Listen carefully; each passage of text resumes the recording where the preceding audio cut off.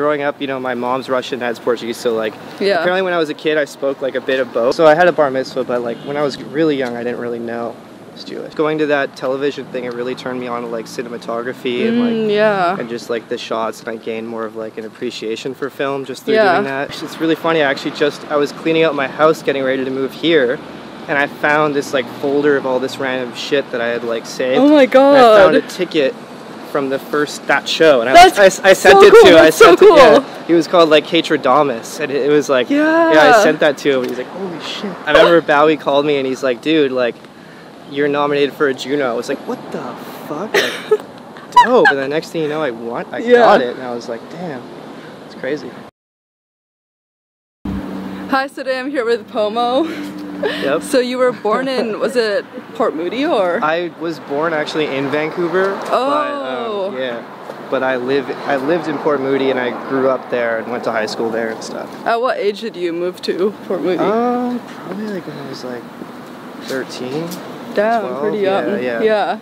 As soon as I read that name, I felt like it was something out of like a series of Fortune Events book. Like the name POMO? Yeah, no, Port Moody. Well, I guess like the yeah. How did you even like think of using like Port Moody for your name? I moved to Montreal, and I was playing in a band at the time, and I got more into like producing stuff. Yeah. And I was just deciding on a name for the project, and actually a friend suggested it, because he was like, why don't you just call yourself POMO? And I was like, all right. It's short, it's easy. Yeah, it's catchy. Yeah. And were your parents also from Vancouver, or did they no, move there? my mom is from Russia, and my dad's from Portugal. Yeah. That's crazy. Yeah. So then they met there, or? They met in Canada. They met in Winnipeg, actually. Oh, so kind of wow. random, Do you still have connections to like Russia and stuff? I've never been there. No, I've been to Portugal, but not Russia. I want to though. Yeah. Cool. Yeah. Set up your VK like fans right? account, just like throw your fan base over there like I'm Russian. Yeah. Exactly. But are you close to your Portugal side, like culture-wise? And you know what? It's just kind of weird because like growing up, you know, my mom's Russian, dad's Portuguese, so like apparently when I was a kid, I spoke like a bit of both. But like growing up, I didn't learn as much as I should have, and yeah. And what brought them to Port Moody? Was there jobs or? Well, so like I think when I was first born and I was like a baby, they lived in Vancouver, and Port Moody is honestly, it's more of like a suburb. So they moved there to like kind of, you know, raise a family and stuff. Oh, so is it a few of you? Do you have siblings? Yeah, I have one younger brother. Oh, yeah. Does he do music as well? He did. He like plays bass, and but he's actually like in like. He's studying like cardiology and stuff. Damn, so that's a different field. Yeah. How do you describe yourself back then growing up? I was like really shy in high school, and I kind of just, me and my friend Danny, we kind of just hung out in like the music thing and just like played, just jammed, like So super early on already, you were like into music. Yeah, I was into music growing up. Yeah, for sure. Do you think your parents like put you onto it initially? Totally. My dad, well, yeah, both my parents, they said that they noticed I was like musical when I was a kid. Like they'd be playing music in the house when I was like a little baby. I was like dancing and stuff. Oh. So they're like, yeah. And they just decided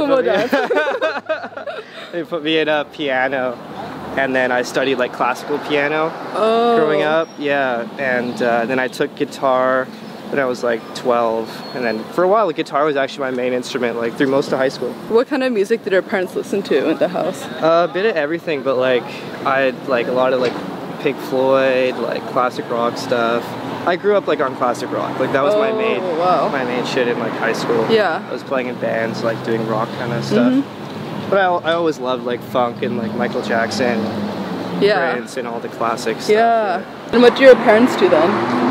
My dad has a business. He does like telecommunications, so like internet and phone stuff. And my mom like works for the company. Oh, that's cool. That's like a family-run business then. Exactly, did they ever like pull you into trying to help them? I did work for my dad for a bit, like when I was kind of in between, like moving them before I moved to Montreal. I worked for my dad for a bit. Wow. Yeah. It's pretty fucking funny. They try not to like force you in anymore after like the music career took off. Yeah. What were your favorite subjects back then? Like in high school? Yeah. Obviously music, but I honestly like I didn't try very hard in school, and I didn't like, just didn't Wasn't your thing? Yeah, not really. In high school, how far did you go with the band? Did you guys like perform a bit? Yeah, we played a lot of gigs. We played like, you know, just like high school gigs, like Battle of the Bands type shit. And like, there was a few venues around Vancouver that would allow like all ages shows. It would pretty much last like a couple months because the kids would start coming and everyone would be drinking and they'd have to like shut it down. So there'd be all these like different spots you like rotate around. Like there was like the Purple Crab was one. That was really funny. Eventually the owner just has to stop it because like the kids just get too crazy. Oh my god. Yeah, it's fucking funny. Can you describe the first performance that you had, like, ever? The first performance? Yeah, okay, it was the Battle of the Bands at the Jewish Community Center in Vancouver, and we got first place. Whoa! And our band was called Voltage. we were like, what do we call like? That sounds kind of legit. We needed a name. We're like, we needed a name. Yeah. We were straight just doing like Led Zeppelin covers and like all this stuff. We just called ourselves Voltage. We were like 13 years old. So. So are you Jewish then? I am, yeah. Did you grow up with like a strong Jewish background? Not really, because my mom's Jewish, but when she grew up in like communist Russia, you're not really allowed to like that's crazy. Practice that stuff. So like she moved here and she kind of got more into it a bit later. So I didn't even really know I was Jewish. Like we had a Christmas tree and shit when I was really young, and then like I did have a bar mitzvah and stuff, but like so I had a bar mitzvah, but like when I was really young, I didn't really know I was Jewish. Yeah. I feel like people can't tell, but I'm actually Jewish, so... Really? Cool. Yeah, my dad is. I guess that kind of, sort of counts. I know it's meant to be your mom, but yeah. I always find it interesting to, like, find out what musicians are. And then, so your parents have always been, like, supportive of you doing music from the onset? Yeah, they've been super supportive, After high school, what did you do? After high school, I was like, my initial plan was to go into study music, and then I went on to do, like, at last minute decided to go into, like, television broadcast. I love like film and I like technical stuff, so I was working like with cameras and like editing, but it was all like news kind of stuff, and I found it kind of boring, and then like I dropped out, and then I went to study audio engineering, so like recording bands and stuff. What do you love so much about film? Kind of everything. I loved like going to that television thing. It really turned me on to like cinematography and like and just like the shots, and I gained more of like an appreciation for film just through doing that. Going to college and stuff, like get recommended like the people there like showing me all these cool movies, and I just really got into it. Have you ever tried like doing videography? I did. I did for a while. I was kind of into it, but then music just took up so much of my time. I didn't really do it as much as I just, you know, it's so time consuming. So. Do you have like a favorite director? Yeah, like I have a few. I guess like David Lynch. Like I like weird movies. Like obviously like Martin Scorsese and stuff. Yeah. Was college something that you wanted to do, or did your parents want you to get a degree? I kind of had to go straight into some type of school after. Like my parents weren't going to let me like kind of like do my own thing.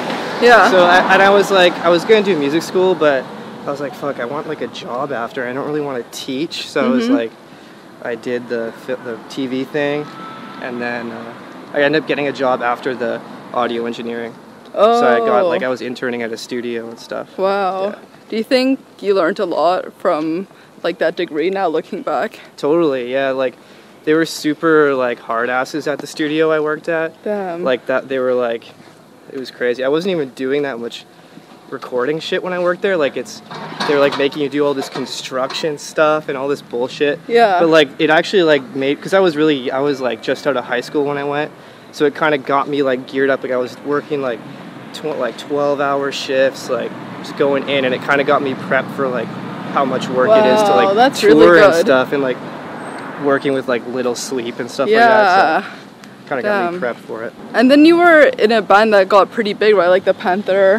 Yeah, Panther and the Superfly. Yeah. I was like playing keyboards and like making like running the tracks live, and that's how I kind of started like producing actually. Yeah, so in that band I was playing keyboards, and I kind of started producing. That's how I got into producing, by producing for that band. So then, wait, what about it that you had to start producing? Because weren't you just on the keyboards, or? Yeah, well, like it was, you know, the band, like it's one thing. So like when you record a band, it's cool, but like a lot of the dope sounds are made electronically. You know what I mean? If you just straight record a drum kit, like unless you have like the craziest gear and the most amazing sounding drum kit, it's gonna sound like it wasn't the sound we were trying to get. So I had to like step in and start like learning how to do production stuff, and it kind of just like yeah, just took off from there. Yeah. At what age was that band? I think it was like 16. Oh, whoa, so like yeah, really maybe early a little on. Bit older. Yeah, maybe like 17. But that brought you out to like Montreal, right? You guys decided on it. Yeah, exactly. Yeah. It would have been more like 19 actually. Yeah. When I started in that band.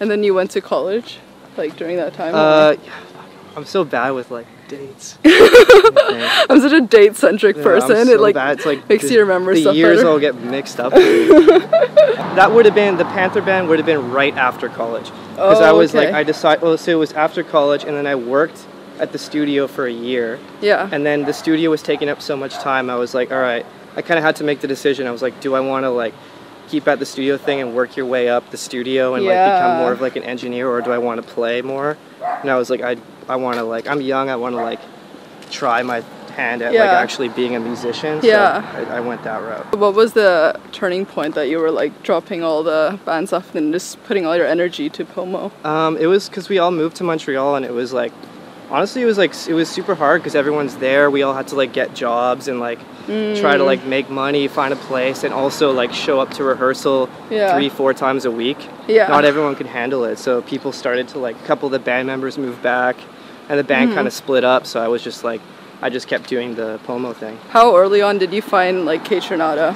I met him in Montreal like one of the first like few days I lived there actually. What? It was at a show, yeah. Actually, it's really funny. I was cleaning out my house getting ready to move here, and I found this like folder of all this random shit that I had like saved. Oh my god. And I found a ticket from that show, and I sent it to. That's so cool. Yeah, he was called like kaytranada, and it was like I sent that to him, and he's like, holy shit. That's awesome. Yeah, that was the first time. So when was that? That was like, I think it was 2013.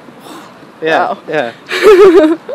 That's crazy. Yeah, that's crazy. And then was he even like popular by then? No, he was like I'll show you the ticket after, but it was like just, it's like avec, like with kaytranada, like at the very bottom of the ticket. And I saw him there, and I was with Danny, and we were standing like at the back of the venue, and there was like barely anyone there, and he was there like kind of in the corner, like with his PC laptop, like playing beats and like, playing his own beats.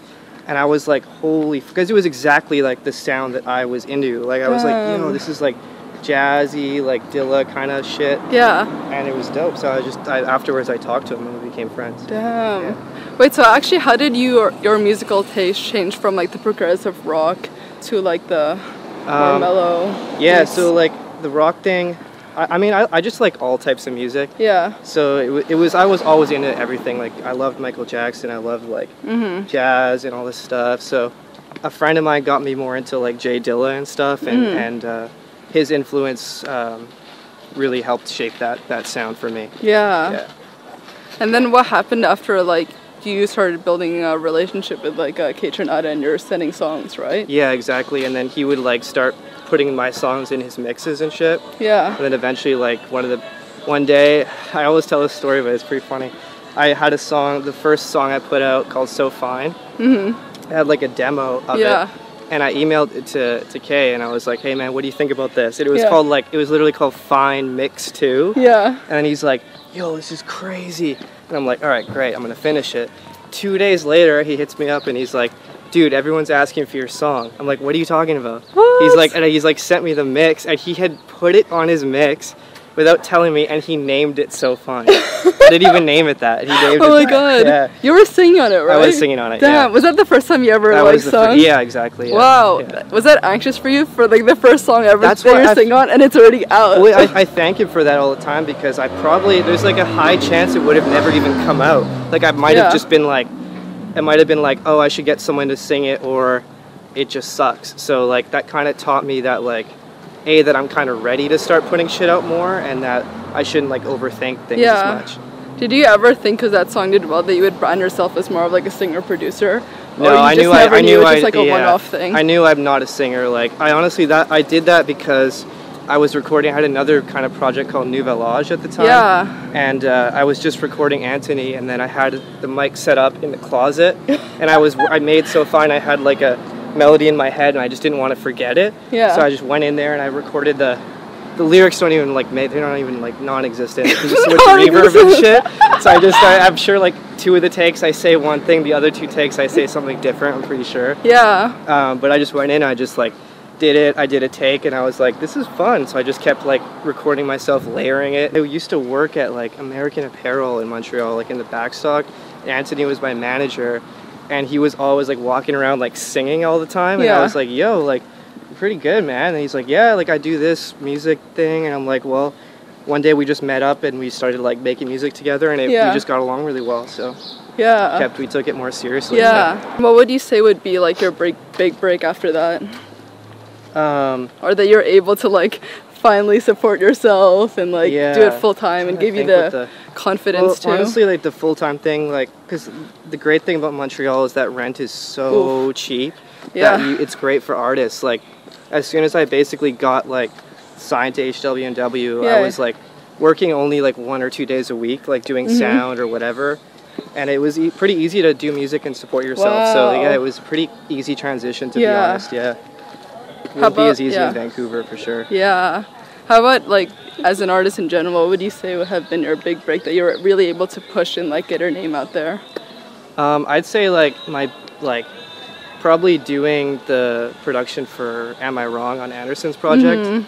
I'd say that like I noticed like it took a while for that song to really get where it is now, but and like people in the industry kind of recognize that I produced it, and I noticed like that just helped me out a lot, you know. How did you actually meet Anderson? He hit me up on Twitter like in 2014 or something. He was called Breezy Lovejoy, and like, we chatted just on Twitter, and then I was a big fan of his I heard him through the Mr. Carmack remix he did of one of Breezy Lovejoy's songs. And then I was like, let's work together. And then the first song we did was Am I Wrong, actually. Damn. Yeah, it was funny. And did you think that you would ever win the award, like in 2016? The Juno award? Yeah, do you think you would ever win like a music award in general? I was like shocked. I remember Bowie called me and he's like, dude, like, you're nominated for a Juno. I was like, what the fuck? Like, dope. And the next thing you know, I got it. And I was like, damn, it's crazy. Damn. Whatever. Do you think your career blossomed from there, or like what is the outcome of that? Like that definitely helps in Canada because it's a Canadian award. It definitely helps, like, you know, just within the music industry in Canada, like getting you different opportunities and stuff. It helps with that for sure. It's a good thing to have on your resume, I guess. What would you say have been your biggest struggles so far? Biggest struggles. Just getting the songs to be where I want them to, like how I hear them in my head, like really getting them to like hit hard and like sound as full and rich as I want them to. It's still a struggle. But like that's why like it took so long for me to put things out, but like after my other project, because I felt like I was still learning and stuff. So How do you think your music has changed from the early songs you put out compared to now? Focusing way more on like songwriting and having the songs develop and have more subtleties in them. Like I felt like my other project was really kind of loop based, like, you know, it'd be like part, and now I kind of like put more details in the transitions of the parts and like making the song have more, you know, re-listen ability, basically. Like you put it on again, you're gonna notice something different, like that kind of stuff. How do you think you've grown as a person since when you first started? That's, you know, you change a lot. I think, like, honestly, I got really like a lot of anxiety, to be honest, from like, for sure. Like, it's just a different thing, you know, like looking back on how I felt. If I think about how I felt when I first started and now, it's a lot different. I wouldn't say like maybe it's worse, but there's definitely like it's hard, you know. Is the anxiety from like pressure because now more and more people are watching you? For sure. How do you deal with it? Just I try to like meditate and I try to like just, you know, eat healthier and stuff like that. Cool.